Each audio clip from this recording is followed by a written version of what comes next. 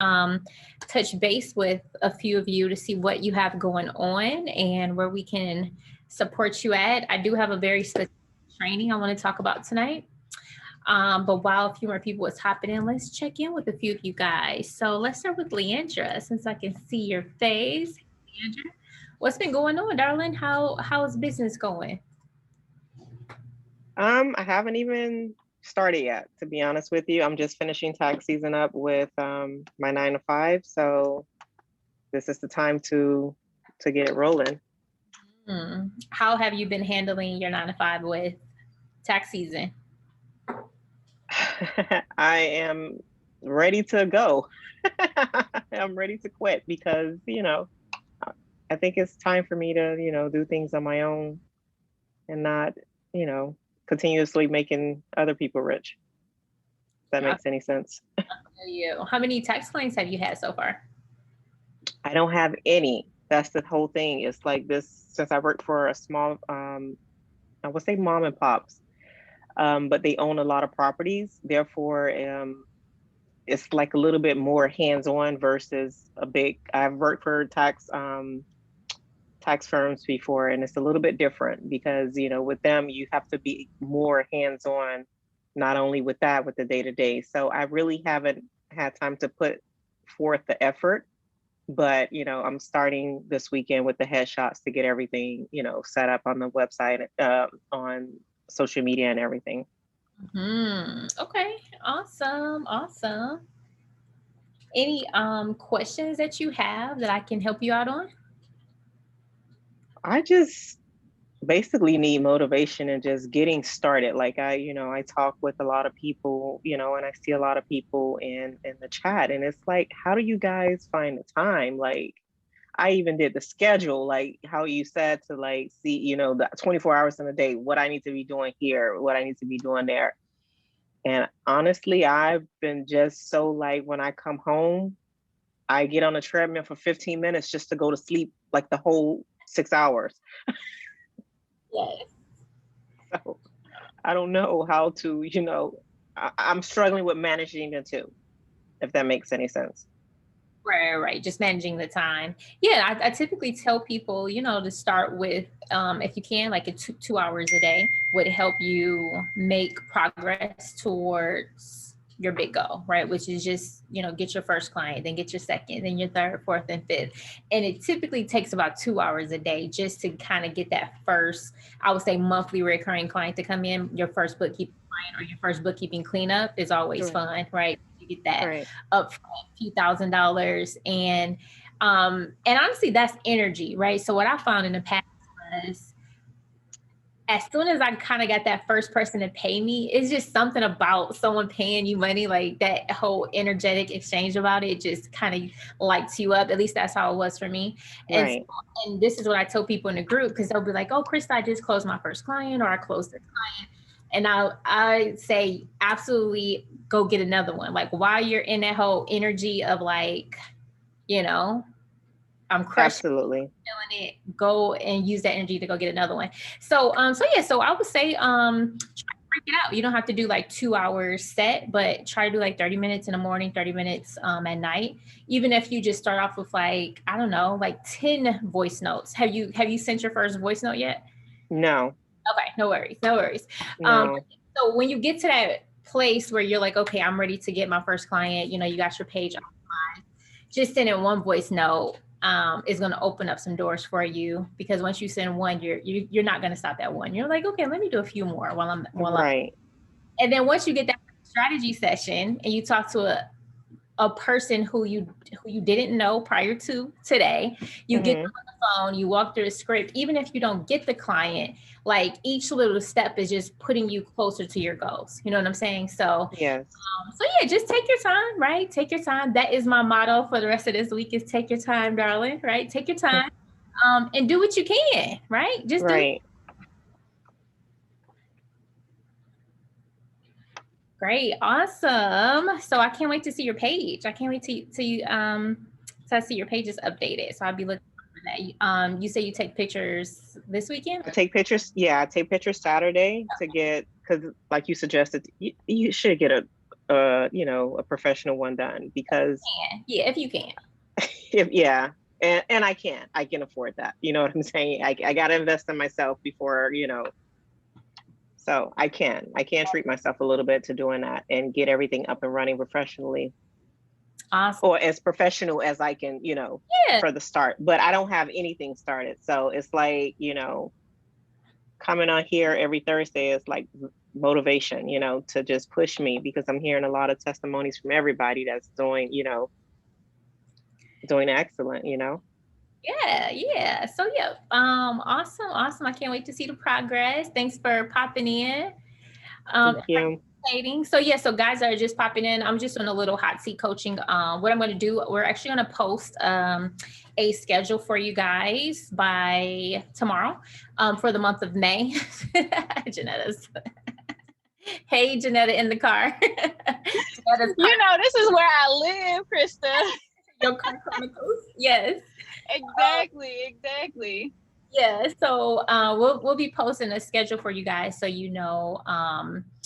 just what the month looks like for coaching, what topics that we'll be talking about. So on the schedule that I'm putting is just hot seat coaching.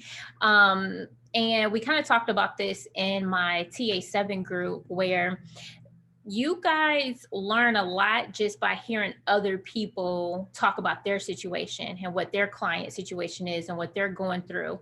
And what I found in my other group is that when I'm on my coaching sessions with them, like it's some goodness that always comes up. It's just always magical whenever I have an opportunity to like coach someone one-on-one, right? And one-on-one could just be, I'm just talking to Leandra and me and Leandra I'm just coaching her for the next 30 minutes. Like, even if I did that, you guys will get a lot of value out of that session because a lot of you might be going through the same things. You might be thinking about the same things, or typically what happens, she might be going through something in her business, or she might be in a phase in her business that you guys aren't at yet. And you're learning, or you're just energized, just hearing someone else's business and what they got going on.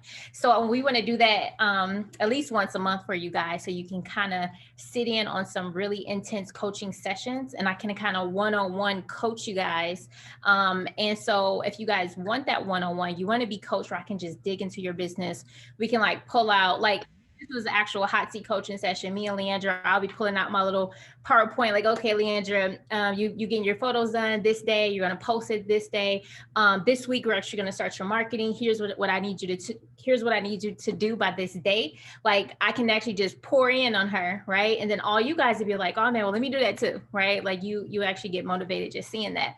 That'll provide Leandra with just like some custom one-on-one loving, right? Where she's like, okay, now I feel more confident, or I feel more just energized, right? Because it's not like, the strategies aren't in the program, but sometimes it's just a different energy, just having someone just look over your particular situation, your particular business model. So if you want this good hot seat coaching, we'll post in a group. It'll be just first come, first serve. We'll rotate every month. And one of these sessions every month will just be dedicated to just coaching 2 or 3 people back to back. And you guys can listen in, you can drop off, you can catch the replay, whatever you want. But I promise you, it's always going to be valuable.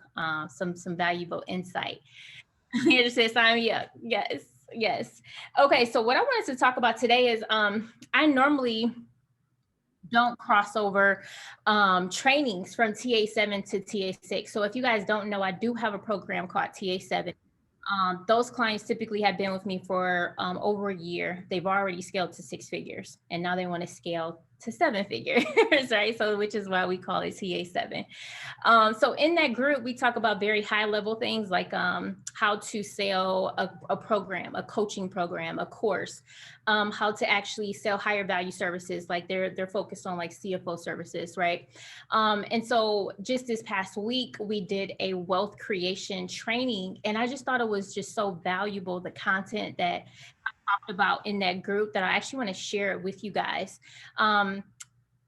Sometimes I'm like conflicted, like, should I talk about certain stuff in this group? Because I don't want to overwhelm you guys. Obviously, that's never the case. It's just to overwhelm you with too much information. I want you guys to laser focus on just growing your business to what this program is, which is to at least $5,000 to $10,000 a month for you guys to make between $100,000 and $250,000 a year. right?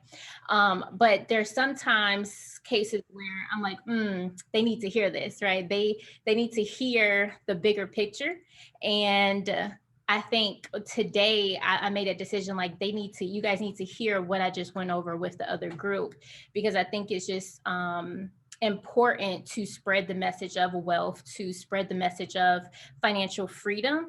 It's something I firmly believe in. It's something I'm working towards myself, right? Just having true financial freedom, in the essence where you literally don't have any there's nothing that you really can't obtain or get with your current financial picture, right? And that's something I think a lot of us, wherever you're at, that's always the goal. It's like, how can we not only have financial for ourselves, but how can we build generational wealth for our grandchildren, right? For our great grandchildren. And we actually went over that in that TA7 training that I want you guys, that I actually want to go over with you guys. All right, so let me share my screen. If you guys have any questions while I'm going through this, definitely type them in the chat.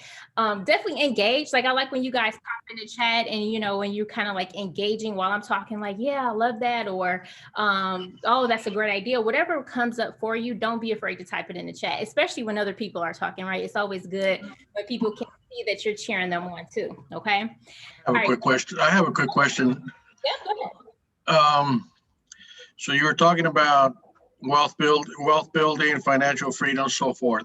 When we have customers, business customers, basically they should have the same thought, same philosophy. But sometimes you reach some of those that are just kind of like, they just want to do enough and things like that. So how do you actually move them up to motivate them or inspire them, or through the services, on the fact that, I guess it's got to just ask the question, how far they want to go up and take their business, I guess. True. It is a per person aspiration, right? Like, not everybody wants to be this big old, conglomerate, right?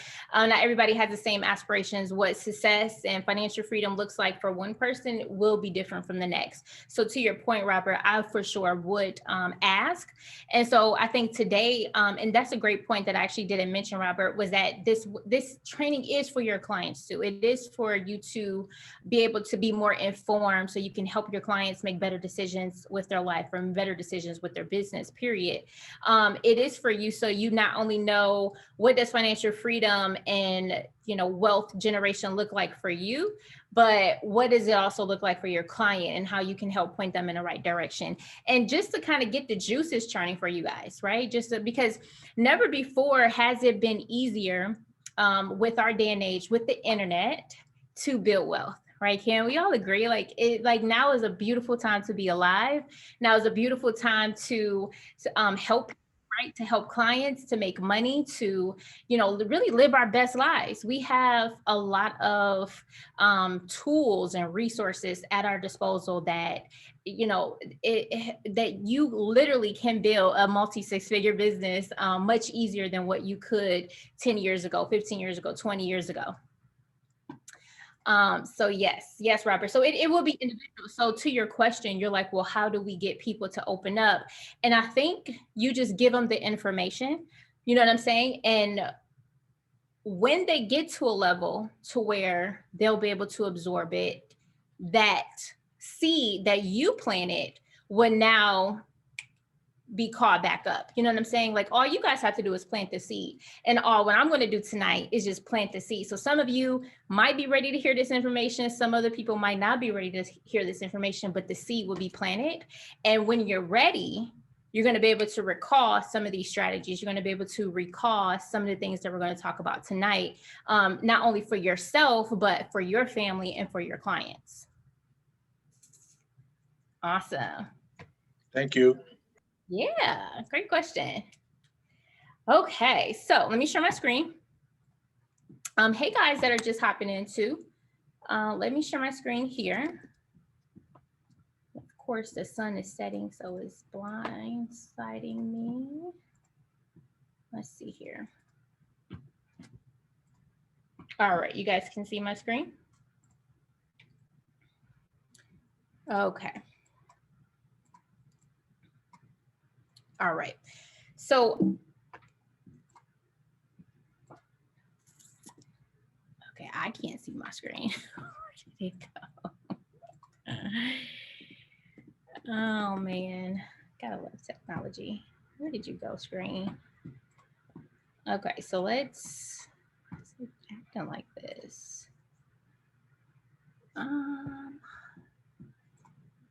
It's so weird. It won't let me do presentation mode.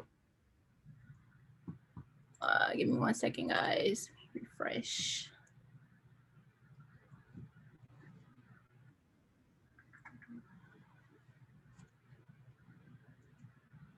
Okay, there we go. All right, wealth creation training. Okay, all right. So like I said, if you guys have any questions come up, just type them in the chat, or maybe you could just unmute yourself. But I'll be checking in as I'm going through this content. I won't just blow through it. I actually want to check in with you guys to see where you're at. So when I was speaking to my clients a few actually days ago, this was on Tuesday, they're like, yeah, Krista, we hear that you just bought your first investment property. You've been investing in stocks and bonds, and you just seem like you're doing everything that we want to do. How do you do it all? Like, how do you fit all of this into your schedule? How do you accomplish all of your goals the way that you've been doing it? And so this is why this conversation came up, because they asked for it. They were like, we want to know, how can we step into a lot of these things in the future? And so what I did was I broke down the phases, right? Just from my personal experience, what I had to go through and how I see people from all the books that I've read. I've read over 300-400 books over the past just 2 years, right? I've invested in, my own coaching and mentorship, and I'm constantly like a student, right? I'm constantly a learner. Like if you guys spent the day with me, 99% of my day is listening to like a podcast, listening to a Audible book, researching as well as doing work, right? Growing my business, helping my clients and so forth. So when I told them on my wealth creation journey, the very first phase that I was in was just my make money phase, right? So your make money phase is kind of like phase one. And this is where you now have the desire to make more money than what you've ever made before. You had a desire to live a lifestyle that you've dreamed of.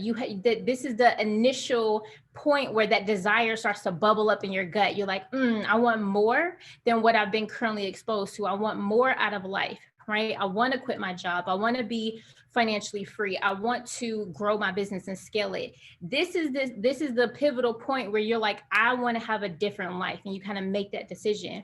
When I made this decision, I started reading books, right? I read so many books trying to figure out, well, how do I do it, right? How do I actually grow my business? How do I get more clients? I invested in my first business coach. My first business coach was $6,000, my first true investment. Now, I had invested in some stuff before then, right? I had invested in a couple of $99 courses or even $900 courses, but nothing really, everything was like, it just wasn't giving me everything that I needed.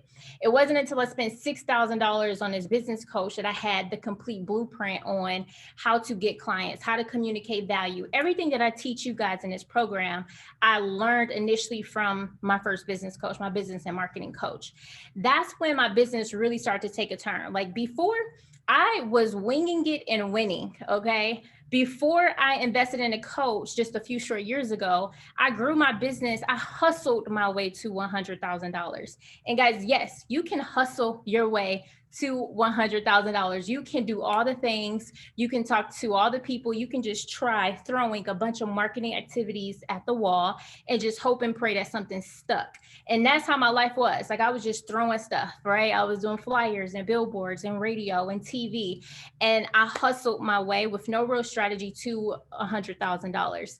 But it wasn't consistent. Like I couldn't duplicate that process. And it wasn't until I actually spoke to this coach, or actually hired this coach and actually learned in this program how to communicate what clients truly care about, right? How to niche down. Everything, like I said, that I teach you, I learned in this phase, right? How to do it the right way, because I've already had done it the wrong way. Now in phase one, you're really just trying to make money. Can you guys agree? Like at this point, you're just trying to quit your 9-to-5 job. You want to make money. You want to take care of your family. You're tired of robbing Peter to pay Paul. At least this is where I was at in phase one, Okay, can we attest? Like, you just tired of robbing Peter to pay Paul. You like, I just want to make money. Okay. Now, after you learn how to make money consistently, now you step into phase 2 of your wealth creation strategy. Now it's time for you to save money and pay off debt. Now, this is where I had got my first $100,000 life insurance policy. I was taking a trip somewhere. It was like my first trip in ages because I didn't have any money prior to this. And I was on a Spirit flight, okay? And I experienced so much turbulence. I've never experienced that much turbulence on a flight in my life. And I knew, I was like, this is it. Like, that plane was rocking like it was about to go down. And everyone on that plane was definitely quiet because we all thought that that was the end of us, right? And we experienced that turbulence for probably about 30 minutes. And everyone is just holding their breath like, God, is this it? Everybody is praying. Like, I've never been so much fearful in my life. And at that time, I started thinking about my children, right? I have 2 children. I have a 13-year-old and an 8-year-old. That'll be 9 this year. And I started thinking about them. And I'm like, if something were to happen to me, one, all the hard work that I just did to try to get clients would go to waste. My family would not know what to do with my business. They would not know how to carry on and make money. I said, 2, my children, like, what would happen to my children? Like, yes, they have a great father, but I'm like, I'm not leaving them much money, right? Because I just started learning how to make money in my phase 1. And so I felt so ashamed that I'm like, if this is it, God, I'm so ashamed that I don't have nothing and no plans to carry on my legacy, right? My children would just be just SOL, right? After that plane, after we made it through, right? Obviously, we made it through the turbulence, and the pilot comes on and he lets us know that we made it through the turbulence and all what he had to do to get through that. Everybody just started cheering. Like, when we landed, everyone was just thanking God and just cheering on the pilot for his just maneuver, how he had actually maneuvered the sky, right? Because he had to do some things just to maneuver through that. And so right after that, that's when I got my first life insurance policy. I was just like, I gotta get a life insurance policy. I can't just leave my kids out here SOL, right? And keep in mind, guys, life insurance is not as expensive, right, as you may think it is. Like, my first policy was probably around a few $100s for the whole year. I just paid it off for a year. I think it was under $500 for like $100,000 life insurance policy, maybe even less than that. I think it might have been like $200 or $300. But the day that I got the certificate of life insurance, I was just like, a sense of peace, a sense of calm had come over me. Okay. So I would say right now, if you're in phase 2, definitely have the bare minimum life insurance policy that you can get. $100,000 might be a good start for a lot of you. Okay. The second thing that I did was I paid off my toxic debt, right? I had accumulated a lot of debt when I was broke, right? Obviously, I had my student loans. I had old charge-off accounts from like old credit cards, old phone bills, old cable bills. You know what I'm saying? I had untraditional creditors that I had to pay, like my grandmother. I owe her a couple of $100. I had gotten an advance on a loan that I had to pay back.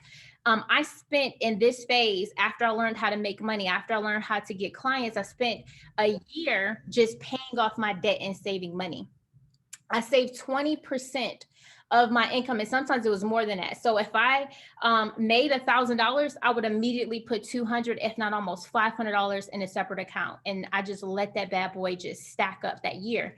And I took the rest. Obviously, I took what I needed to pay for my bills, and I paid off my debt aggressively. Now, in this phase, I lived well below my means, right? I was staying in a little apartment. It was like $800 a month for a 2-bedroom apartment. I think water and heat was like included, you know what I'm saying? And at this time, because I had learned how to get clients consistently, I was making 10K plus a month, right? And my rent was like $800. So I was in a great position to pay off my debt, to save aggressively, to invest in my first life insurance policy, right? And this is where I continue to still invest in coaching and mentorship at a higher level, right? Because at some point, you're going to know all the strategies. You're going to be confident with the strategies. Now is just the community. You want to be around like-minded people that are on that next level of where you want to go, right? Wherever that level is, multi-6 figures, figures and beyond.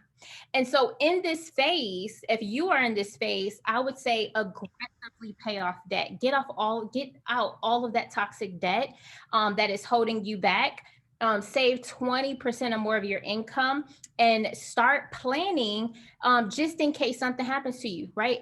Every day is not promised. So start having some life insurance and some plans in place, or start actually putting that stuff in place now. So you could just have peace of mind knowing that if something were to happen to you, your family will be taken care of. Okay. So what questions do you guys have so far just about phase 1 and 2?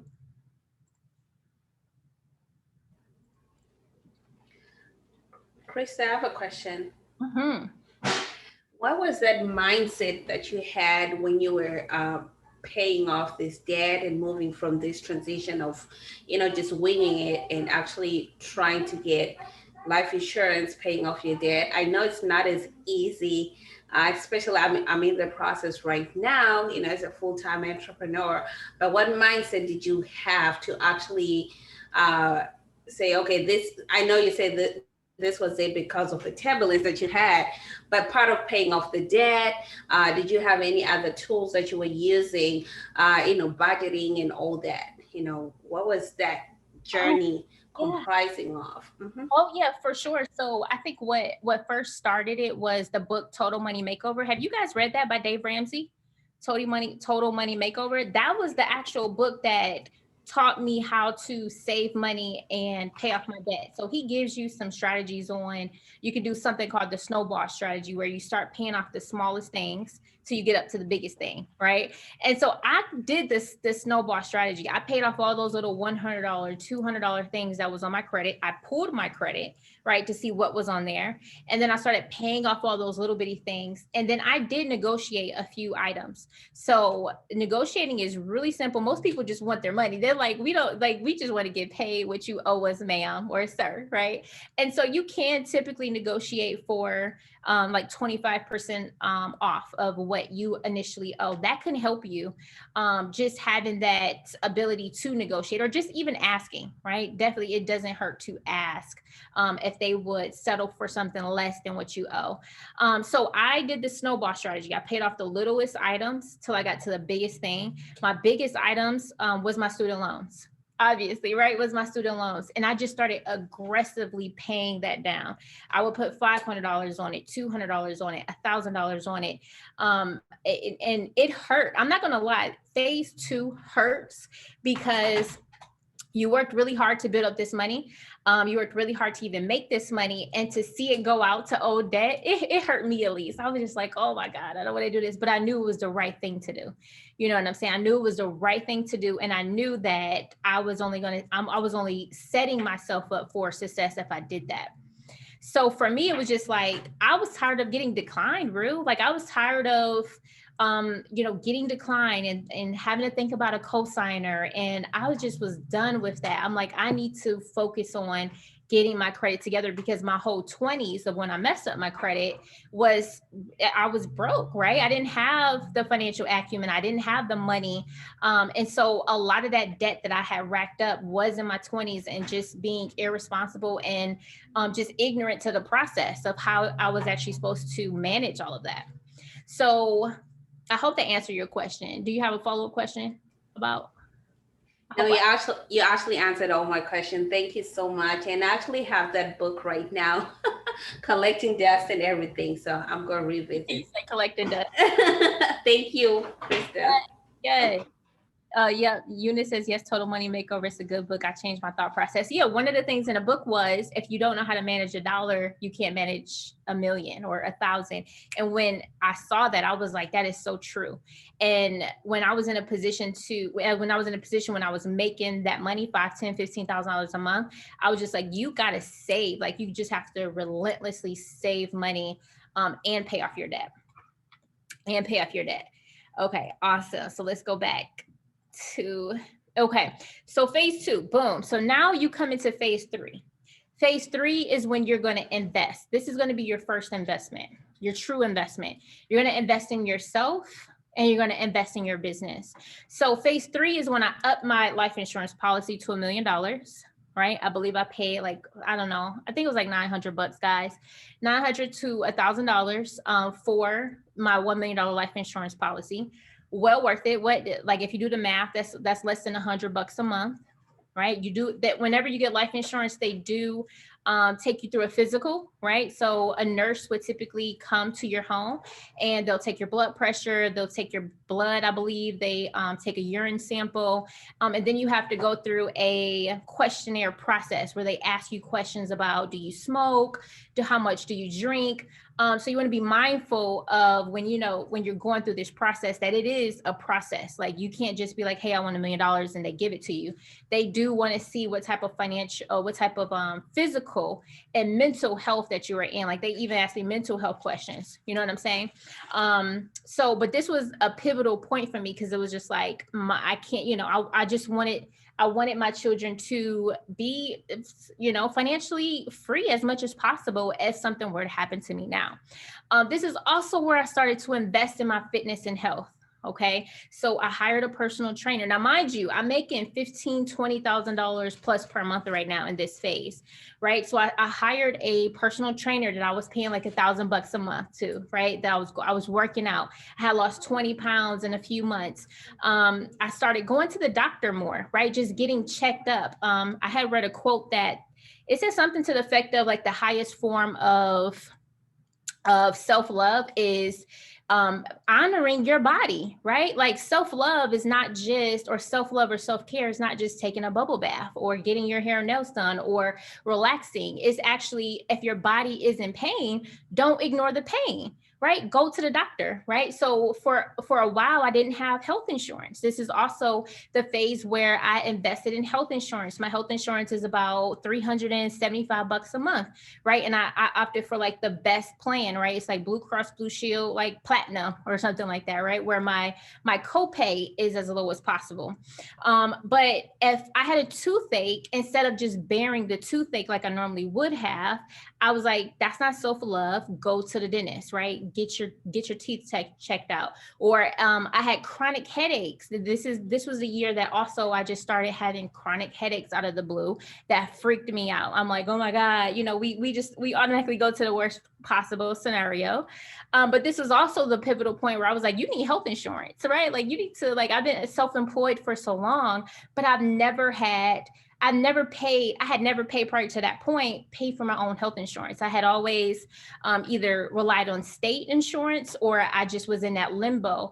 So thank God for Obamacare. Like, if that process would have never went through, like, a lot of millions and millions of people still would not have health insurance today. So I was able to go through the health exchange and get health insurance, right? And I was able to go to a neurologist, have a CAT scan, right? Which is, I don't even know how much a CAT scan costs, but I'm sure it's expensive, right? But I had insurance to pay for it.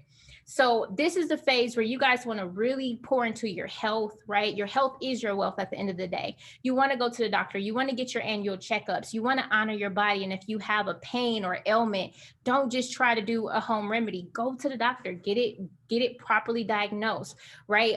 Take your vitamins, right? Like, women have the highest rate of osteoporosis. Our bones start to deteriorate as we get older. So now it would be, for me, I was like, okay, let's start taking a multivitamin, right? Let's start making sure that we have enough fiber intake. Like, at this phase, it was more than just money now, because money we had obtained, right? We started saving, we started paying off our debt.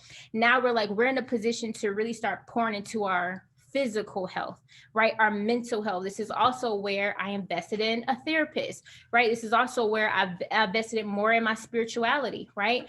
Getting closer to what I consider God, getting closer to my source of higher power, and whatever that is for you, this is where you want to spend that investment at.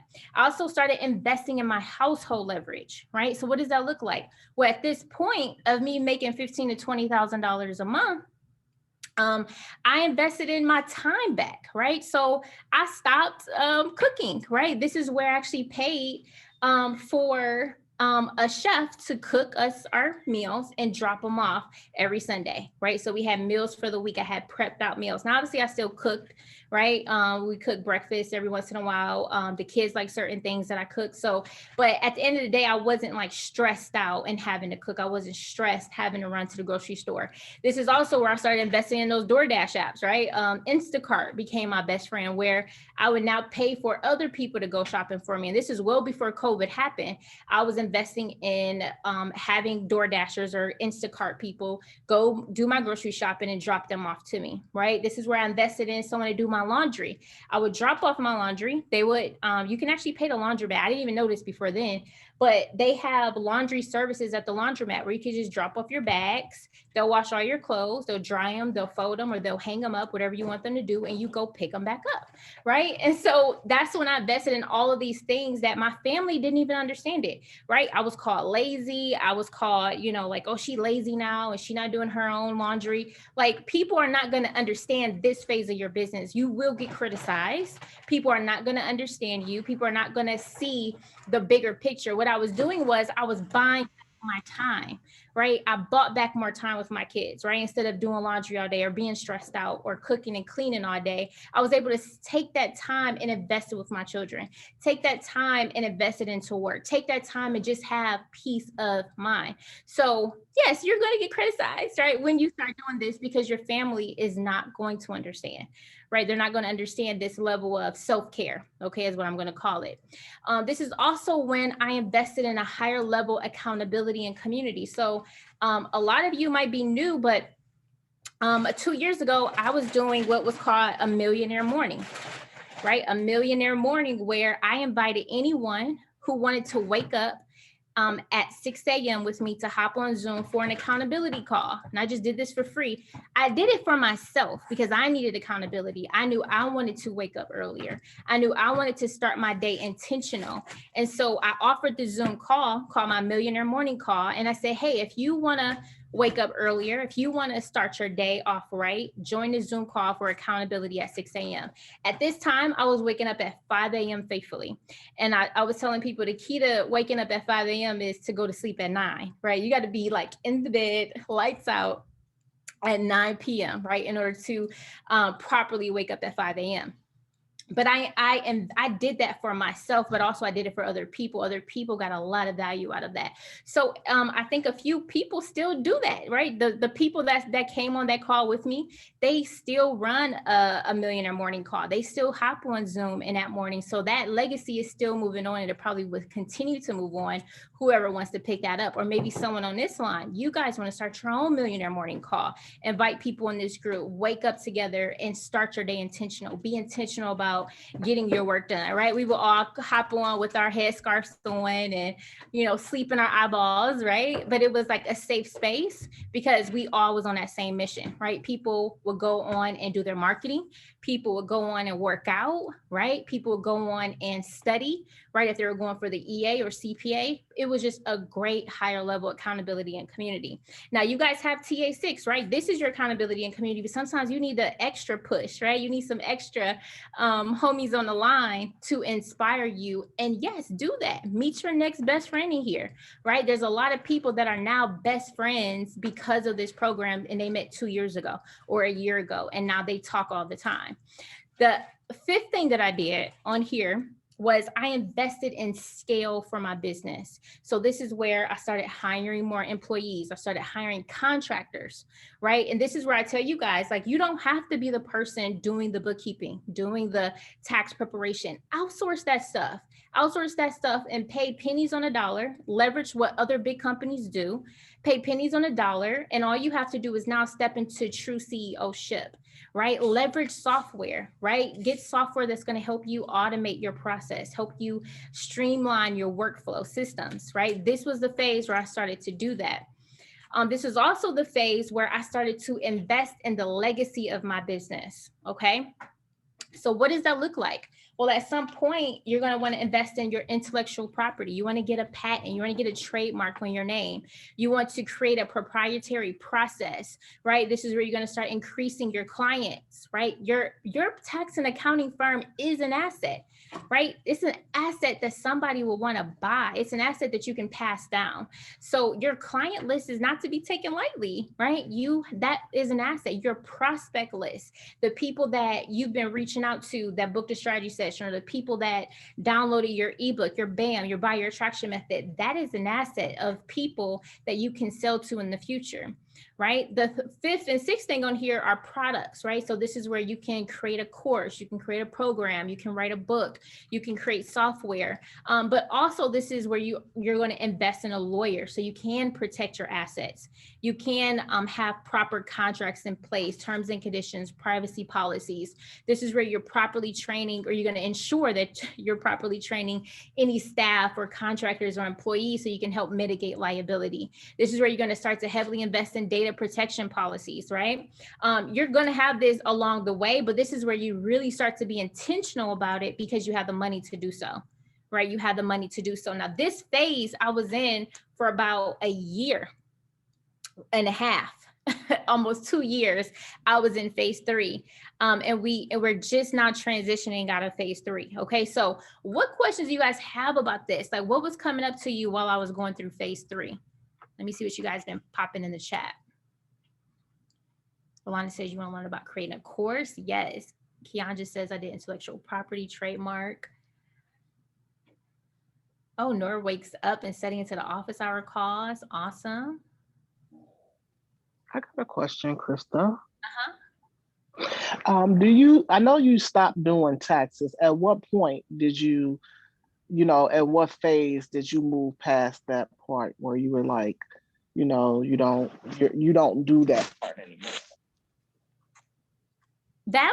Honestly, that could be in phase 2 and 3, between phase 2 and 3, where you can just, like I said, pay other people to do taxes for you, right? Like phase 3 would be a great phase, even phase 2, right? To leverage other people to do taxes, to do bookkeeping. Like you guys can do that. Like as soon as you are confident with how you get clients, as soon as you have your processes just churning and you know that, you can consistently book out your calendar, I would actually start looking to see how can I outsource that work. Hi, Krista, I have a question. So regarding the outsourcing, you're literally talking about having somebody outside of your business doing the tax preparation and bookkeeping, or are they actually employees of your business? Right. So this is just contractors that we find on Upwork they're not an employee, they're just an independent contractor or freelancer that we send tax returns to, say, hey, here's a tax return, I need this completed within 3 days, and you pay them like $50 to $75 to do. Or same thing with bookkeeping. Okay. And is there any kind of like vetting to make sure that whoever's doing this work, contracting on our behalf, that because this is your name, right, that they're on the line, to make sure that what they're doing is, accurate and, just basically on point? Yeah, for sure. So I treat it like a hiring process. So when you post on Upwork, you're going to get several proposals or even dozens of people to apply for that freelance scope, for that freelance job. And I would not only speak to them through the chat, through Upwork, but I will also hop on a Zoom call with them and interview them and talk to them and understand where their expertise lies. You can also test them, right? Send them an actual something to do. They say, hey, here's this one thing that I want you to do to see just to see your level of proficiency.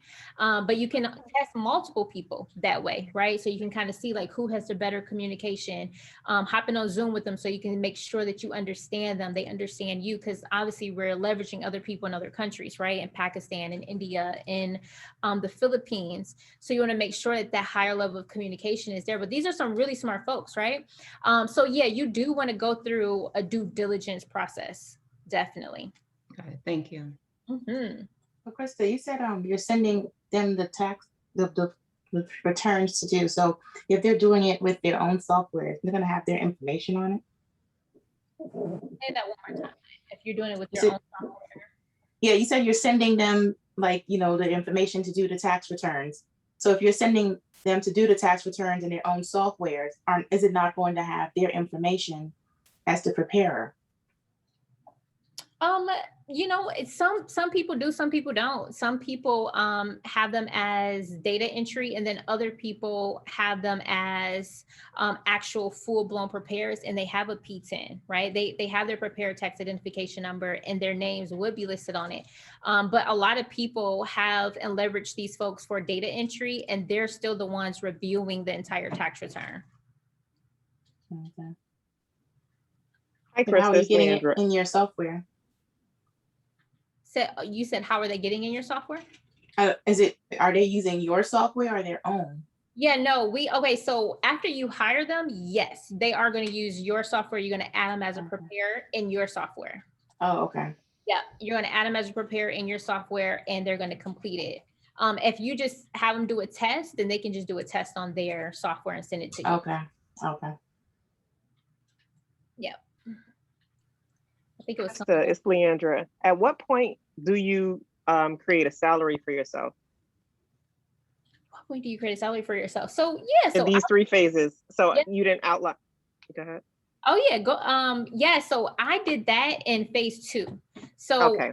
when I was saving money and paying off debt, I also started to consistently take a draw from my business. My business is still set up as Schedule C, so I didn't pay myself formally like on a W-2, but this is where I had outlined how much money I needed to pay my bills, how much I needed for the kids, for groceries, for Grubhub and Instacart and all the other stuff. And I was consistently taking draws out of my business every single week, which was about $1,000 at the time a week that I was paying, that I was taking from the business for personal and for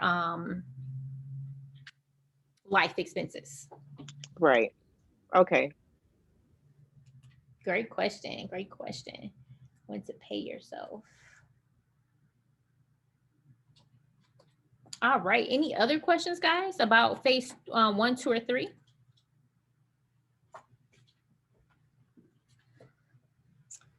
All right. Okay. So let's move on. We only have 6 phases to get through. So now we're on phase 4. So this is where the phase that I would say I'm currently at right now is phase 4. And this is what I call growing wealth, right? So this is where you actually start diversifying your portfolio. So in the first 1, 2 phases, right? So if we just do a quick recap, I know how to make money consistently. Phase 2, I have paid off my debt, and I'm saving consistently 20% or more of my revenue. In phase 3, I'm investing in myself and my health, as well as in my business, right? I have contractors working for me. I have additional softwares that I'm utilizing and leveraging. I have employees, right? I have intellectual property. This is where I started to trademark my names, and I started to go through the proprietary process of how I do stuff. I started investing in my client list, my prospect list, and things like that, right? And I also started investing in creating software, and I had my program. So I had a few assets already that could scale. So at this point in phase 3, you're really looking to add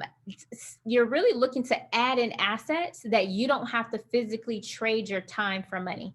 You guys understand that? So you're adding in either people, processes, or software so that you aren't the only person doing the thing, right? At this point, you guys want to figure out, or it's not even figure out because I'm telling you right now how to do it, but which one you're going to choose and focus on that's actually going to scale your income, where you're just making money consistently. Phase 4, growing wealth, this is where you actually want to start diversifying your portfolio. So at this point, this is where I started to think about stocks and bonds, cryptocurrency, real estate, other financial vehicles like IRAs, insurance. This is also where I'm currently establishing the foundation for wealth, right? So now we're looking to create a trust, right? A will. We're looking at different state and country citizenships and residency, right? Where we want to move to Florida or establish residency in Florida, right? In the next couple of months, because they don't have have income tax, right? And Michigan has an income tax, and we've already paid Michigan a lot of money in income taxes, right? And so this is where you're actually being really strategic about your entity election, your exit plan, right? Like what do you have an exit plan? Do you have a succession plan? This is also where you start to think about multiple entity creation in other tax favorable countries. This is where you actually just start to try to protect as much money as possible, where we don't want to pay more than our fair share of taxes at this point, right? We don't want to pay more than our fair share. Like, we want to pay our fair share to the IRS and to the state and local governments where we owe, but this is where you really start to leverage trust and stocks and bonds and real estate and other financial vehicles to protect your money and grow your wealth. All right. And so I'm just not getting into this level where we just started investing in stocks last year, probably towards the fourth quarter of last year, right? I just purchased my first real estate investment property just last month, right? Now, like I said, we're about to establish a trust. Now we're going to establish residency in Florida, and we're looking at what countries could we possibly create additional entities in, right? So it's a lot of complex, it's a lot of higher level tax planning strategies involved, but it's all with the goal of how can we keep more of this hard-earned money that we've worked so hard to create and build. Right? They worked so hard to create and build. One of the questions that one of the students had in TA7 a few days ago, they were like, well, Krista, are you still in debt, right? Like, do I need to pay? Do I have to pay off all of my debt to move through this phase? And what I told her, I was like, no, I didn't pay for my first real estate investment property with cash, right? That's not, the goal is to leverage debt as a tool, right? Like when you, I think Robert Kiyosaki said it best. He said, poor people use debt to stay poor and rich people use debt to get rich, right? But it's very much true. Like, there's a way to use debt at this point. Like, you can use debt strategically to where, for instance, people can buy real estate with debt, with the bank money, right? Put your money down, the bank finance the deal. They can then therefore fix it up and put a tenant in it.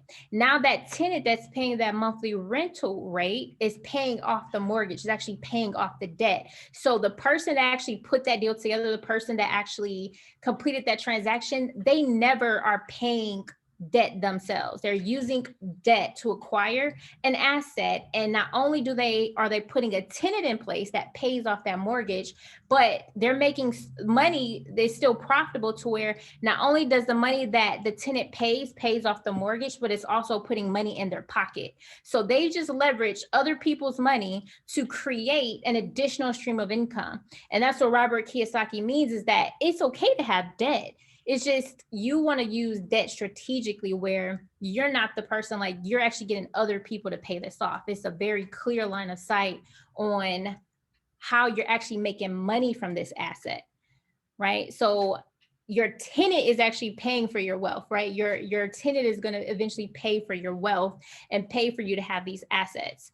And so that's what I was letting her know. I'm like, yeah, there is, in my opinion, a good thing as good debt. Right. And I know there's different schools of thought with this, but I believe in good debt.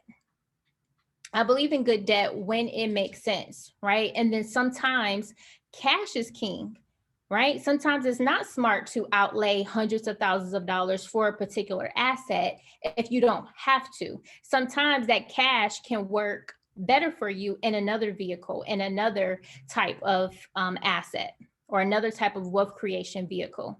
So you just want to start looking at, when is it a right time to leverage debt? How can I best deploy these funds that will actually bring me a greater ROI, right? I was telling them the other day, like, I would never cash out on a expensive vehicle. That's just not smart at this point, right? It's smart if you have millions and millions of dollars to do that, but I would never cash out on a 5-figure vehicle for what? Right? It's just not the best use of my money right now. The best use of my money right now is going into one of these asset creation strategies, right? Stocks, bonds, cryptocurrency, real estate, my business, right? This is why I didn't say invest in stocks and bonds first. I said your first investment is you and your business, right? That's your very first investment. You are your greatest bet, right? You literally can whatever money you have can reinvest into your business to, you know, deploy your marketing strategies or get other people to do your marketing and to do the work, right? You pouring back into your business, into yourself first, actually is going to create more money for you. You are your biggest ROI. Then we go into stocks, bonds, cryptocurrencies, real estate, after we have our business churning a positive ROI consistently. What questions do you guys have about this part?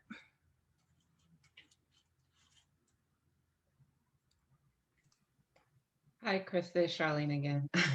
I'm curious, as far as this level with your diversification in this particular portfolio, is this something that you self-educated, or you're having some, like a financial advisor do this on your behalf? Because I know investing in these particular assets require you to have some kind of knowledge just to, you know what you're doing or know how you're investing your money wisely. You're absolutely right. So initially it was just self-education, right? Just knowing enough. But yes, you do invest in people that are experts in these fields to learn from. So for instance, I didn't actually invest in this person because they had so much free content that it was just so good.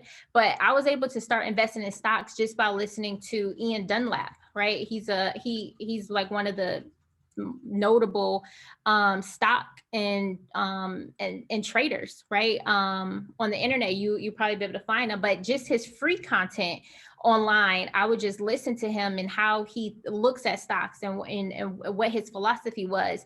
And a lot of what his philosophy came from, you know, Paul Graham, or is it Paul Graham? Benjamin Graham and Warren Buffett, right? And he had very core philosophies that I actually believed in. Like I felt in my heart that they were true. You know, just some of the things that he was saying. He was just like, you know, when you buy a stock, you want to buy something that you believe in, right? You want to, like, if you were to, or you want to look at a company to say, do I believe in what this company stands for? Do I believe that this company would be around 10 years from now, 15 years from now, 20 years from now, 100 years from now, right? And then the more I heard him talk, it was just making sense. It was just like, you know, that's a great way to invest. It's like invest in companies that are not only integrated into your own life, but companies that you've researched and you've analyzed, and that companies that you believe in. Like, you would give your last dollar to this company. If you wouldn't give your last dollar to this company, then you shouldn't probably invest in it, right? Like, that's the level of belief that you want to have in the types of stocks that you purchase. And that just rings true to me, right? Like, I'm not in stocks to just like day trade. Like, I'm not a day trader. A day trader is a whole different animal. Like, they're in it to just like do quick churns of money. I'm in stocks to where you buy a stock today and 20 years from now, you have created millions of dollars in profit that I now can pass on to my grandchildren or my great grandchildren, right? I'm not looking at these stocks to buy into it and then just to sell to get a quick profit. So to answer your question, yes, you do want to invest. I invested in a CPA that understood software companies and exit strategies, you know, mergers and acquisitions. They understood going to IPO, right? Which is an initial public offering. Like, I invested in people, and I'm still going to continue to invest in people that have done the things that I want to do, right? Whether it's stocks, bonds, whether it's doing an IPO, whether it's an M&A transaction, you want to continuously invest in expertise. All right. I just wanted to also add this, that I appreciate you breaking down the phases, because I feel like at this point, I've been like doing a little bit of each from your different phases, but this is kind of like a pro forma to follow. And I've been studying like the market, like learning how to do technical analysis and stuff. However, I've been trying to balance my time as far as getting better as far as with that niche, like as far as doing taxes and stuff. So it's been very like overwhelming for me personally. Like, okay, I want to, you know, become better educated as far as investing in the market, but at the same time become, you know, a tax specialist in whatever I'm focusing on. So now I feel like, as far as how you provided it with the phases, that I need to really more so focus on investing in my business, which is right now the tax and bookkeeping, and then eventually level up to this phase where I can then put more energy into focusing on the market. So thank you. Yeah, you're welcome. You're welcome. And you know, if you know a little bit about the market and you want to do like, for instance, when I first started, I Well, now at this phase, obviously, guys, I got more disposable income, but I just started investing $1,000 a week in a stock, and I put it into one stock at the time because I was just like, I can't, like, I'm still too busy to actually, you know what I'm saying, do a lot of the research that is required. So I just put it into one stock at the time. But even that, even if you just take $50 or $100, like what if you do have disposable income and you kind of want to play in both of these phases, that's okay too. Because someone did ask that in the last training class. She said, Krista, you know, again, do I have to go through all these steps to get to the next phase? And I told her, no. I was like, I am still in phase 3 and phase 4, right? I am still talking to attorneys and trying to look to see what other attorneys do I need to engage in to help protect my assets, right? I am now back into phase 4, looking at trusts and wills and succession planning, just in case something happens to me, but also, again, to protect the money that I've been building. So feel free, as to Charlene's point, like you guys, it's not rigid. Like it's not just phase 1 and that's it. You can be, it's fluid. It's fluid for sure. Any other questions about phase 1 through 4? Yeah, I have a question. Is there any stage or any phase you considering creating stock where people can buy, creating the stock yourself, being a stock creator rather than a stock, because I believe that people that create the stocks, they make more money than people buying the stock or trading in the stock. So how do you position your business to be a stock creator? Right? Yeah. Oh, yeah, for sure. So this is why I said that phase 3 for me is investing in my business. Like that's actually one of my exit plans is to IPO, is to initially sell stock on the public market, right? But that's not everybody's strategy. And that's not the only strategy that you can partake in to create that. So to your point, Francis, you might just want to find companies that you can early on invest in. Like after you get past phase 3, which you have a lot of disposable income in phase 3 and transitioning into phase 4, you should have a lot of disposable income. When you do that, you can actually look to see what companies that you can invest in. You could become what's called an angel investor. And that's a beautiful point. Like you can, and I'm going to actually put that on here because that's a point that I didn't personally think about as a way to diversify your portfolio. So I'm gonna put that on here, angel investing, right? So angel investing, guys, for those that are new to that, is where you find a company that is just in their infancy. They have a lot of potential and you can actually invest in their company in exchange for equity. So you actually take ownership, a part of ownership in that company. A lot of the VC firms, which are venture capital firms, they're making billions of dollars because they were first investors in a lot of these companies that you now see. Like the person that got in on Uber when Uber was a baby, you know, when they were just starting out and they were able to invest like $20,000 into Uber or even $10,000 into Uber, that money turned into millions of dollars. So as growing your wealth, you can look to see some upcoming companies that are now being created that you can take an equity stake in and actually invest in their business. So to Francis' point, you don't have to be the person that do the IPO, but you can become a billionaire investing in the right companies in its infancy. No, thank you. I understand that and I appreciate that. But there's a law which they call it Job Act. That's actually what I'm working on right now in my business. Trying to restart, recalculate my business, and start my corporation again, leveraging on Job Act, which started that allow a private company to sell stock, private stock, just like a publicly traded company. So as a way to raise money and to increase weight. So I have some books I'm reading in that direction. Maybe I can send you some personal notes and then you can guide me if I'm. Oh yeah, for sure. Yeah, for sure. And that's what I would call a phase 3 thing, where you're like investing in a product that scales. So if you're now creating a software or something that can scale, yes, that will be phase 3, where you're actually creating this product now that can have a huge upside in the future. Okay. So yeah, send it to me. Yep. Awesome, guys. Awesome. Great questions. Any other question? Mm-hmm. I have a question. So how long ideally phase 1 and phase 2 would take to get to phase 3?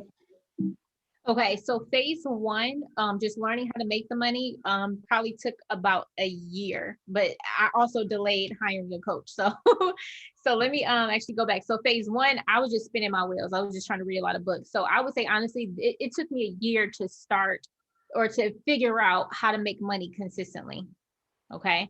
After I was making money consistently, it took me another year to start paying off my debt and to save money aggressively. Right. And so then it took me another year in phase three to do all this, right? Invest in my fitness, made all life insurance, start just investing into my business. Right. And so now we're probably in year 4 right now of growing wealth, right? Now investing in stocks, bonds, cryptocurrency. But make no mistake, like this can go much faster when you have, again, mentorship. You have someone kind of holding your hand, you have accountability. And then also you got to have a bigger why too. I think we talked about this last week. You just got to have something that's driving you, because honestly, guys, and I'm going to tell you something, what happens, a lot of people get complacent after or within phase 2. Right? Phase 2, they start, when you're making enough money to pay off your debt and you're making enough money to save 20% of your income, a lot of people, this is just a comfortable phase for them, right? And there's nothing wrong with that. There's nothing wrong with that. But I have noticed that this is the level where people are like, okay, we're good, right? We are good. We have enough money to do what we want. But yes, I would say for me, it took me about a year for each phase. Hey, Krista, I have a question. So once you do choose to do this IPO, are we going to get the insider release, so we can be the first to purchase? Absolutely.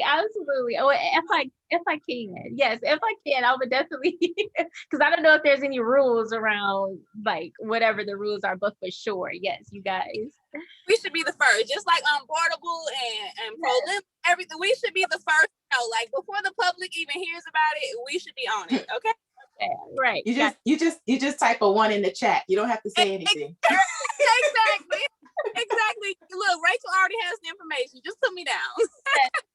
Yes, I love it. You're so silly. Thank you for that. Yes.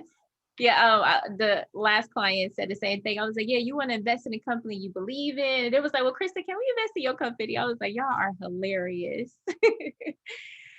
Okay. So phase 4, grown wealth. Okay. So now the last 2 phases I have not personally gone through, but this is the goal, right? So we're going to be looking at this together. Okay. So phase 5 is what I call a globalization. Okay. So like I said earlier, guys, never before has it been easier to start, grow, and build a business online. And the beautiful part about the internet is that we literally can reach people from all over the world from the comforts of our home with our computer, right? You guys are tuning in from all over the place. We have clients in this program in over 13 countries, right? We have viewers in over probably like 20 plus countries. Globalization, when I think about phase 5, I'm really thinking about really scale on a level that you read about, right? So when I'm thinking about phase 5, I'm thinking about Uber. I'm thinking about Airbnb. I'm thinking about, Amazon 10 years ago. I'm thinking about Microsoft 20 years ago. I'm thinking about a company that has now reached scale, and now they want to expand their products and services internationally, right? So phase 5, this might not be applicable to you, but if you want it to be applicable to you, this could be that you start buying other tax and accounting firms, right? This could be mergers and acquisitions, right? One of the best ways to grow a business is to acquire another business. So it's not uncommon for people. It wasn't uncommon for H&R Block, if you guys don't know, they purchased a lot of mom and pop tax and accounting firms over the past 20 years, which is how they grew a lot in that time frame. They were opening up new stores, but most importantly, they were acquiring small mom and pop stores, right? And so that's how they were able to radically expand. So you guys can actually do the same thing. If you wanted to keep scale going, you can start acquiring other people's businesses, right? There are people that pass away. You can acquire their business, right? Part of their succession planning might have been to sell to a competitor or just to someone that can actually keep their client base going, you can just go online. There are a ton of accounting firms and tax firms on sale right now, right? And so phase 5 is where you're looking to see how can we scale, how can we either acquire competitors, how can we become an oligopoly, right? Which is where you want to, so what typically happens, instead of worrying about competition, you just buy the competition, right? And I gave my my team a few days ago a perfect quote. It's actually a Jay-Z quote. He says, there's an up and coming rapper. I'm gonna find him and I'm gonna sign him, right? So Jay-Z knew back in the day that, yeah, he can't be the only great rapper. So there's gonna be people that come up behind him. There's gonna be people eyeing for his spot. And so instead of being intimidated, instead of letting that hold him back, he's like, I'm gonna find that person and I'm going to sign him or her, and I'm going to get paid 20 to 50% on everything that they do. So you guys can have that same kind of methodology to where you're like, hey, I know there's going to be up and coming anything, right? Tax and accounting professionals, for instance. How can I help them and get paid on everything that they do, right? How can I help people in France start their own tax and bookkeeping business, or in Canada start their own tax and get paid on everything that they do? So this could be phase 5, where you're really just focused on globalization, products and services internationally, M&A, right? You really want to scale towards, I would just say, domination, right? Now, this phase, like I said, is not for everybody, right? It's not for everybody. But this definitely could be a phase that could be very fruitful if you do want to scale past a certain amount of money. What questions do you guys have about phase 5? What questions do you guys have about phase 5?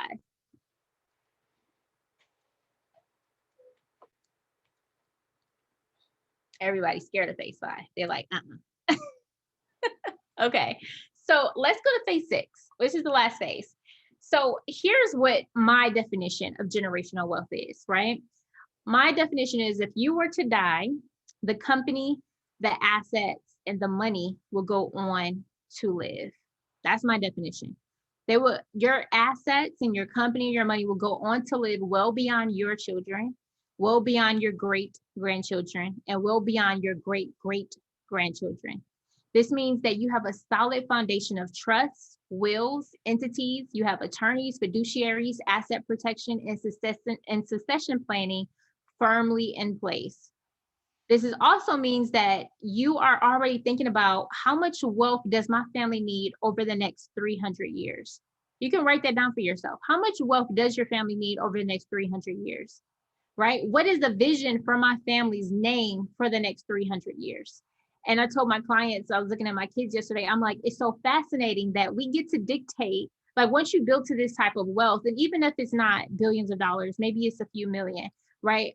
Once you get to that type of wealth over the next decade or so, you want to tell your lineage how to spend the money, right? What they can and cannot do, when they can get it, what they can do with it, right? You could put those parameters in place. And I started giggling to myself that you guys can literally set the foundation and set the plan for your great grandchildren, right? And tell them what to do, right? Like, it's fascinating being able to talk to your great great grandchildren before they even get here, right? To be able to talk to family 300 years from now, right? And so what I told them to do, I said, I want you to write a letter, record a video for each generation, right? Record a video to your children, and record a video and write a letter to your children's children, right? Then your great great grandchildren. Like, it's fascinating that we have the ability to do that right now. You have the ability to take control of the next 300 years of your family on what you want your legacy and your family's legacy to be. All you have to do is start planning it, right? So rather, you can skip phase 5 with the M&A. You might just build your business up to phase 4. You might just build your business up to phase 3, and that's okay. But phase 6 is, I'm now dictating the legacy of my family, and here's how I want you guys to spend this money. Here's how I want you guys to think about, future growth. Here's, the portfolio diversity that I want you to have. Here's these fiduciaries and beneficiaries in place to help protect these assets. You know what I'm saying? So you can write the letter today to your great great great grandchildren, right? And let them know, and record a video and let them know you love them, and let them know what you're doing now, you're working hard, that all what you've been through, you worked hard so that they can have a better future for themselves, so that they can have an easier time, so that they don't have to go through what you've gone through. You can now record the video to your great grandchildren to let them know what the principles of life that you learned, what lessons did you learn, right? If they encounter certain situations, how should they behave? You know, what's important for you and your family's name and legacy. It's so powerful that right now, there's nothing, even with us having whatever wealth you have right now, there's nothing stopping you from moving to Phase 6 and putting a trust in place, putting a will in place, right? Making sure you have your life insurance in place, and then writing the vision for your family on how you want them to behave and the legacy that you want them to carry on after you are far along and gone from here. To me, that's generational wealth. And like I said, it doesn't matter if that's just $1 million, or if that's just $500,000, or if that's 2 million or 3 million, whatever the case may be, but you have that power right now to do this. Isn't that exciting? That you get to tell your great grandchildren what to do, you know? Let's see what you guys are saying in the chat. Okay, so let's see what you guys are saying in the chat. Let's see. Yes, you could be more than one phase at a time, Shavis, for sure. Mergers, the acquisition sounds awesome, doesn't it? Shavis says, I love the mindset. Yolanda says, yes, Chris, you're the bomb. Thank you. Natasha says, I love this. This is so amazing and exciting. Awesome, guys. Got me about to shed a tear and stuff. Yeah. Me too. It's so powerful. It's so powerful. So I told them for homework, I said, everyone is in different phases. We're all in different phases of our life, of our business. And what I want you to do, I want you to take one thing that you got from this training that you want to implement, right? One of the ladies said that she was like, I didn't think about life insurance, right? She doesn't have any. She was just like, I'm going to look into $1 million life insurance policy, right? That was just her one takeaway from it. So I want you guys, if you want, type your one thing in the chat. What's one thing that you want to start working towards, that you want to actually implement, that you learned in today's training? And if you want to unmute yourself, we can spend like the next 10 minutes just openly talking about it. Shane says, I can still be bossy long after I'm gone, right, Shane? That's how I feel. I'm like, oh, I'm about to tell them what to do. And they're going to know. And Nora says she want to create a course. Robert says 10,000 a month. Jasmine says, I need to be more consistent. Lakeisha says, create a wheel. Yes. Rolanda says, create an online course. No, Rolanda says, create an online course. Yolanda says, getting my credit up. Yes, online course. Alita says, create a course. Yes. Janetta says, eliminate debt completely. Charlene says, staying consistent with selling my services. Yes, Charlene. She says, get out of my own way. Leandra says, generational wealth. Karen says, make money. Yes. Shavis says, life insurance policy and invest in marketing. Eunice, eliminate debt and consistently make money. Yes. Yes, guys. Awesome. All right. So what questions do you guys have? Go ahead. If you want to talk, just type one in the chat really quick, and then you can unmute yourself. If you have any questions before we hop off for the evening. Yolanda says hiring contractors. Yep, Yolanda, yep, you can unmute yourself. Do you have, I know we've talked about this before, but is there somewhere, or is it in the group in files, maybe like, like the job descriptions and stuff, like for the different, like bookkeeper or accountant or tax preparer? Do you have like job descriptions? I don't know did I post that in a group yet? I'll post for sure that I created. I think we have about 3 or 4 job descriptions on there. I'll post that in the group.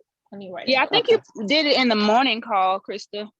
Okay, I'll post it in a group because I think I have at least 3 of the main job descriptions, like social media, bookkeeper, and then tax pro.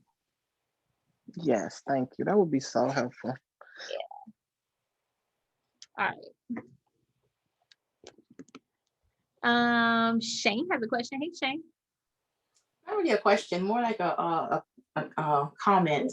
So it's like my sister and I are like first generation business owners because no one in our lineage, as far back as we know of, has worked for themselves. So it's like seeing all of these phases, especially phase 5 and 6. It's like you kind of know this stuff is being done, but actually being able to obtain that and get to that level is actually pretty mind blowing to think about that. Like I can actually dictate from this point on what my lineage is going to be like. Yes, yeah, it's powerful, right? It's powerful. Like I say, even no matter what wealth we are all at right now, you can still say, "Hey, kids, this is what we got today, and I'm gonna need you not to mess it up. Here's the parameters that we're putting in place. Here's what I need you to do. Here's what you should not do. Here's where you get support at, right? Like you can lay that out to them right now. I mean, I'm still pretty stoked. Like I continue to tell you what to do way after I'm gone. I'm still like hyped about that. I'm definitely making those videos. And I'm starting now, so I can't forget nothing when I get old. Yes, absolutely. So thank you for that information. Yeah, you're welcome. We got Leandra. It's kind of like inside of the parameters of the phases. So I want to do the EA. So at what point is a good point to start studying for that? I would say, I always tell people, the EA is not required to do taxes. Yes, it's going to help you. So I personally would say, go ahead and start your marketing first, like make money and start getting clients consistently. And then you can study the EA while you're making money, while you're getting clients consistently.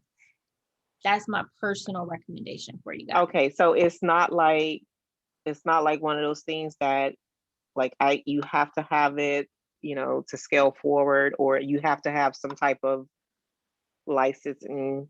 Because I see a lot of people in here that are CPAs or et cetera. And so I'm just wondering. Nope. No, honestly, actually about 60% of the people that I work with, they have no credentials. The other 40% do, but 60% have no credentials. And honestly, most people are coming in from different industries too. So I would say, go ahead and know of course you want to know the foundations of tax, right? Tax law, and you want to know the foundations of fee. But once you do, go ahead and get your first client, then get your second client, and then you're going to be increasing your knowledge, and you're going to be acquiring real world knowledge while you're working with people. So the information that you're learning is going to retain better because you actually understand, like you're not just reading about a 1065, but you're actually learning while you go. And the great part about you guys being here is that if you need support, if you need that extra review or handhold, you guys can always ask for help. Join a morning call or post in a Facebook group. So that's what I say. Thank you. Yes, get clients and then work your licensure. Thank you. Yeah. Let's see, Rolanda.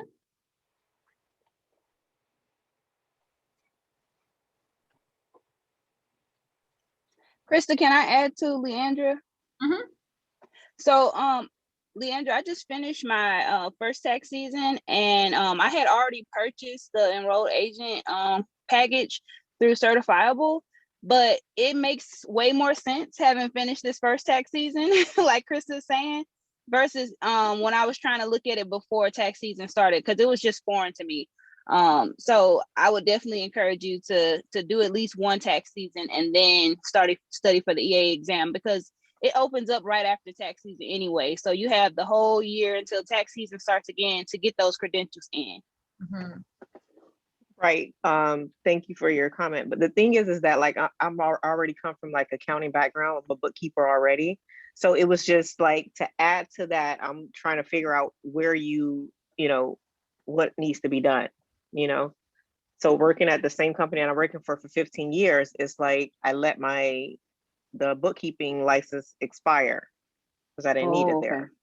So you see what I'm saying? So it's like, yeah, trying to see at what, not that I don't know how to do it and not that I don't know how to do taxes, I do, but it's like trying to figure out where you become more legit and, you know, put something behind your name. At what point? Right. Mm-hmm. As soon as you get your first few clients,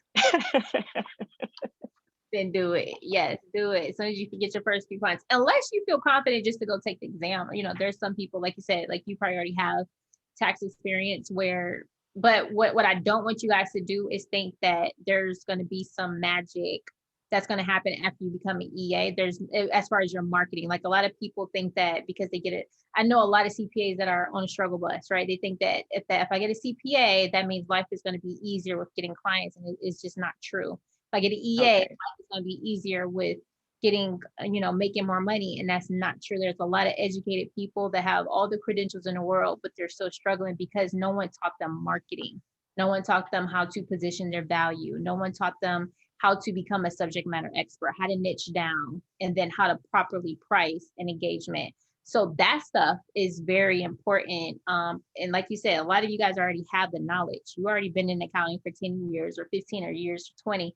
Now it's just like doing the marketing and getting out there and putting yourself out there to attract the clients. Great question. Great points too.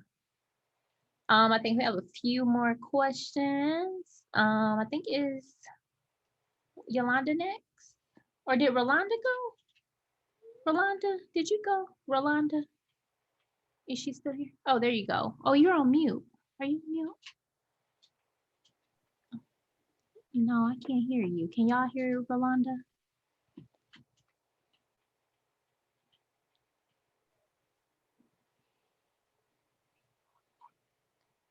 No, but I was after the lady that just went. So whenever, if Rolanda comes on, oh, there she goes. Hey, Rolanda. Can you hear me? Yes, I can hear you. Okay, great.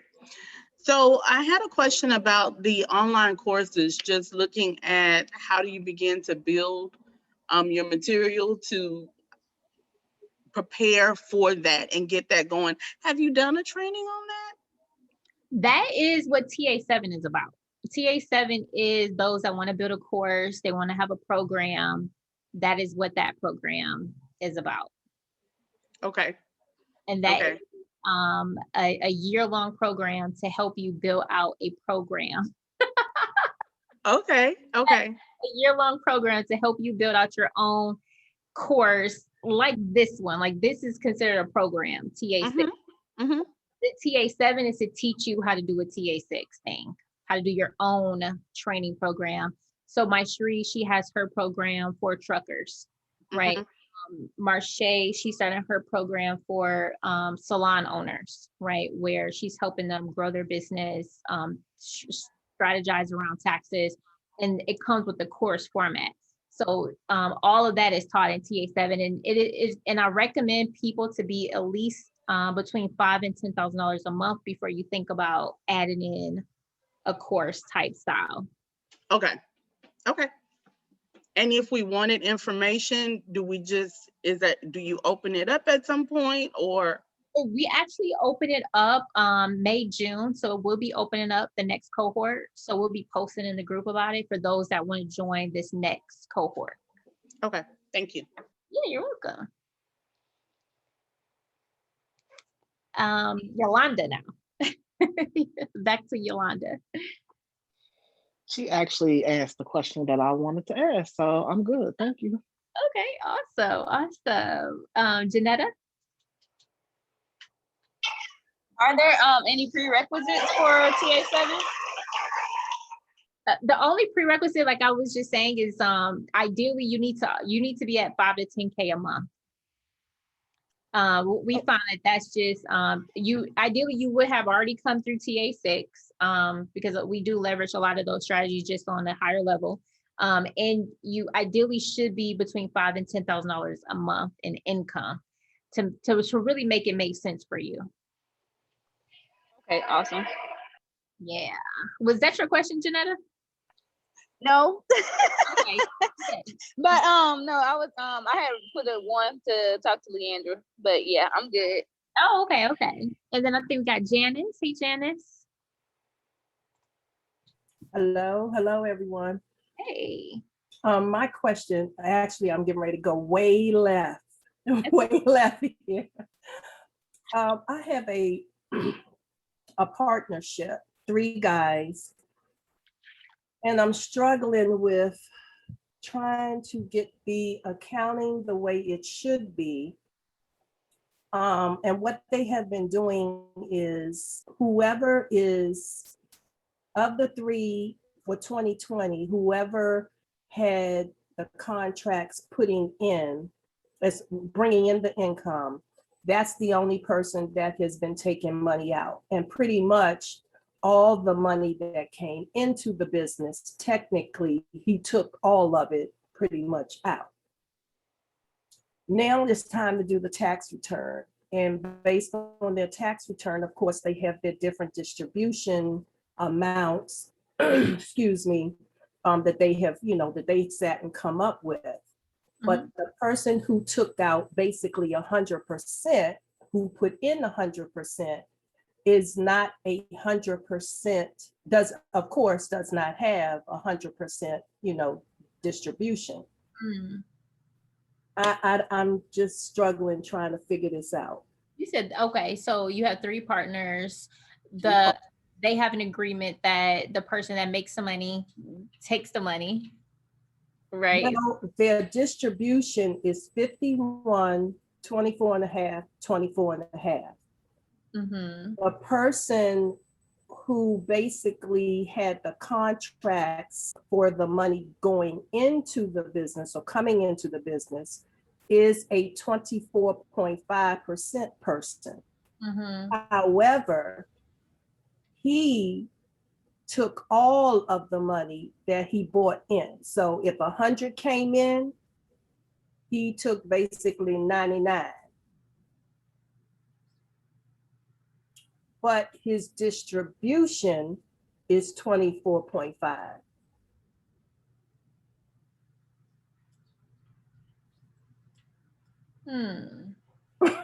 Yeah, that's what I said too. I was thinking about the basis. Before I start Are drinking. you able to send me more info on this, and then I can do some research, because I'm thinking about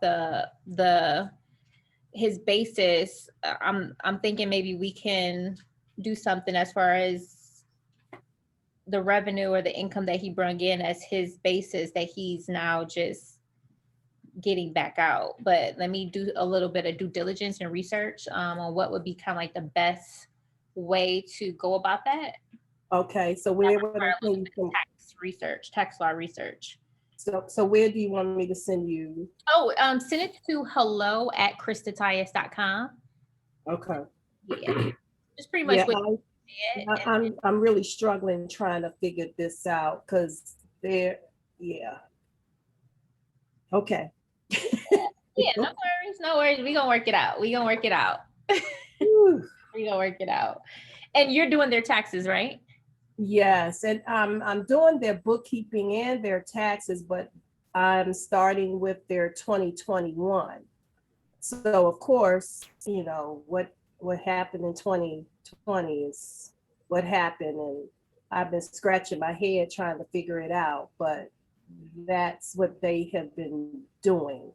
So they have some sort of agreement that whatever money that they make on their different contracts, and whoever makes it, that they're only verbally, they're supposed to just leave 10% of, in the business, that whatever, based on the contracts that they bring in.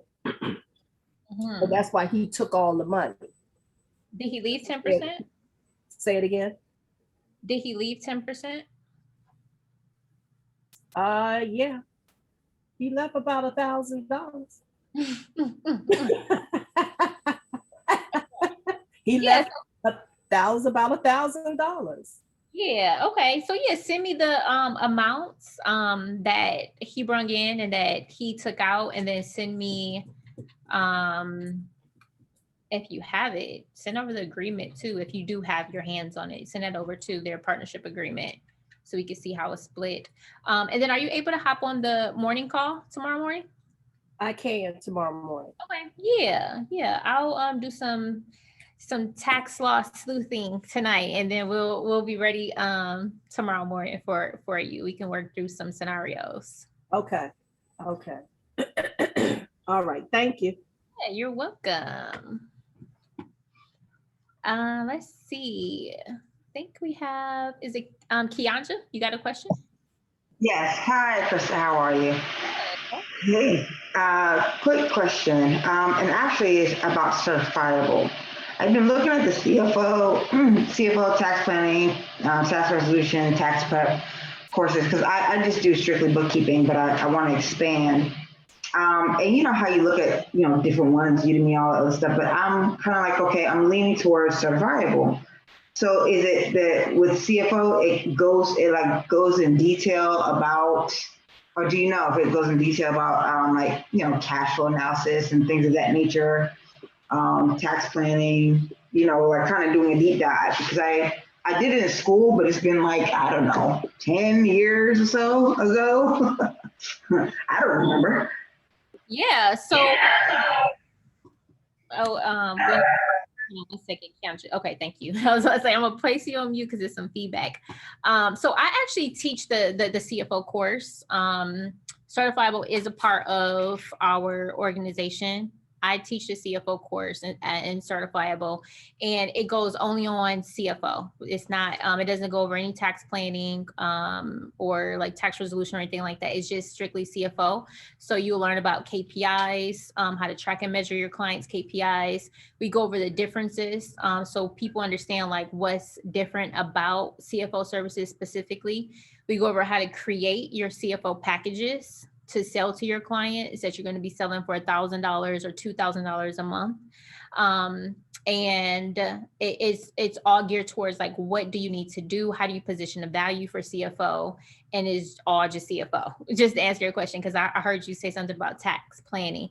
That's a different course. And Ernie, he's one of our instructors. He teaches that course on tax planning. Brett teaches one on tax resolution, I believe, with Brett. He's a lawyer that has over like 15, 20 years experience. So we do have other outside instructors that come in that have real world experience teaching the courses that you will learn from. Yeah, so did I answer your question? I think so. The CFO, you do a deep dive into like looking at cash flow analysis. Am I understanding that correct? I understand that they're different courses, but like I kind of looked at the overview and I'm going, okay, but is this everything that I need to in order to offer CFO? Because I think I've been doing it all this time and not charging it with my clients. But I'm going, is it like once I take the course, I want to feel secure and ready to offer those services, if that makes sense. Mm-hmm. Yes. So we do go over cash flow and budget. Yes. Okay. There is also a project in the CFO course where I actually tell you to actually review a real Fortune 500 company to review their ratios. I actually run some ratio analysis for a Fortune. It's a mini project that I assign you in that course, because if you can review a Fortune 500, a publicly traded company, you can work with any client, right? So I actually tell you to go to Yahoo or go to Google, find a company that you're interested in, pull up their financial statements and actually go through their profit and loss, go through their balance sheet, look at their K10 and actually run some ratios on that company. Because if you could do it for, like I said, a big company, you could do it for any company. Okay, great. And like the tax planning, is that going deep dive into tax planning itself? Right, and tax prep, because again, I haven't done like the 1120. I practiced it, but I never did it for a client, if that makes sense. So you've never filed 1120, you said? Right, I usually just do the books and then turn it over to a CPA. But I don't have I live in Florida. I moved here, never moved out, and I don't have a sea of CPAs that I normally like connect with. I don't necessarily have that. And so I was thinking, okay, well, let me look at how I would do it for my clients, because I've been asked, but I haven't done it myself, so. Got it, got it. So the 1120 tax return, the corporate tax return, you're saying? Yes, sorry, yes, 1120S, things of that nature. And I didn't know if it did a deep dive in the in that online course on, working through that or not. Working through that, right. So that would be the business tax mastery course.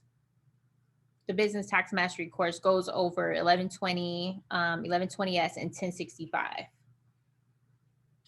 Okay, great, thanks. You're welcome. Robert, you have a question on CFO? Yes, that's a great course, by the way. I am going through it now and stuff. On the section of the business mapping, do you recommend some sort of a flow chart software to put different types of things on operations and stuff on businesses and stuff like that?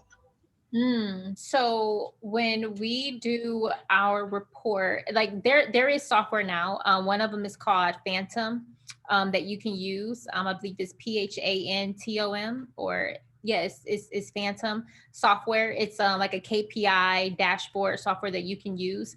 But I have always done CFO services manually. I never use software. I never use like a KPI like dashboard. I always just created my CFO reports manually. But of course, in order to create your client CFO report, you need to pull from different sources that you would need access to. So I always have my clients give me access to all the sources of their KPIs. We typically track about 10 to 20 KPIs for each client.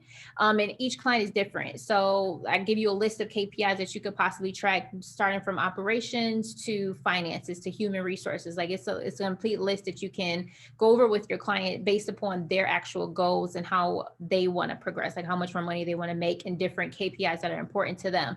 And I just need access to those sources, right? So I pull the access myself to each source.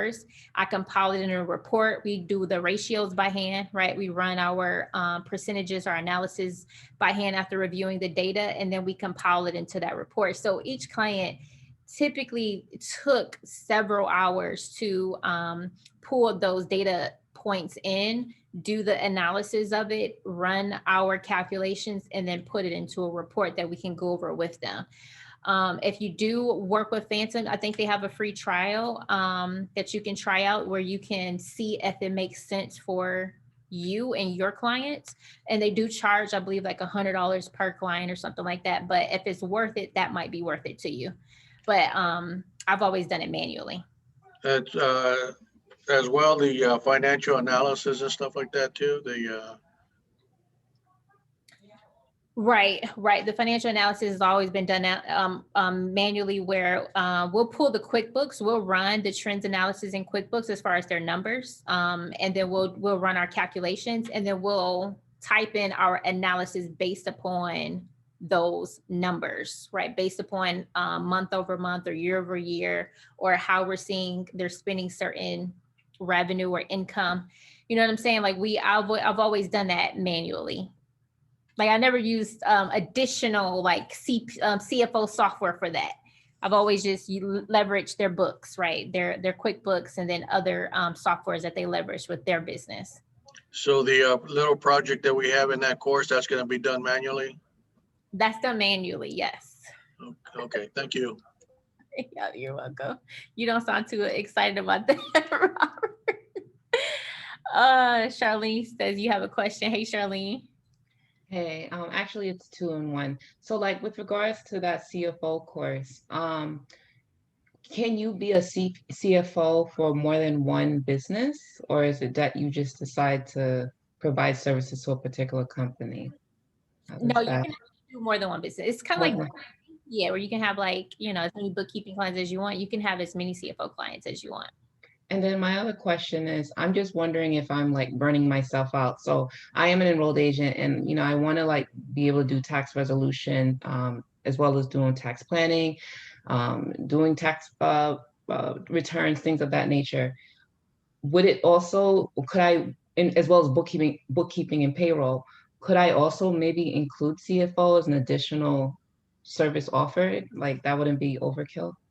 No, I mean, you Okay. definitely can. A lot of people do start that way. A lot of people start with taxes and they incorporate bookkeeping and then eventually you get your first CFO client. So that's perfectly fine for sure. Yeah. Thank you. And honestly, I would prefer if you guys did it that way. In my opinion, I would prefer if you guys created multiple opportunities to make money within your tax and accounting firm. If it makes sense for you. Most people it does. So you know, offering tax, offering bookkeeping, offering CFO, like I would love for you guys to create a virtual boutique full service tax and accounting firm. Thank you. Yeah. And it doesn't happen overnight, right? It's not gonna happen overnight. And then also start leveraging other people, right? Start outsourcing the work that you do have, the tax, the bookkeeping. And Francis, I just post the link in there for you. If you're trying to log into TA6, I just posted the link for you. If you're trying to actually log into this program. Awesome, guys. Well, great call. I'm gonna post the PowerPoint presentation for you guys so you can swipe it and save it and keep it for yourself and go over it with your family, right? Talk about this stuff with your family, right? Your spouse, your loved ones, and start doing the things that we were discussing today. And I will see you guys soon. Bye, guys.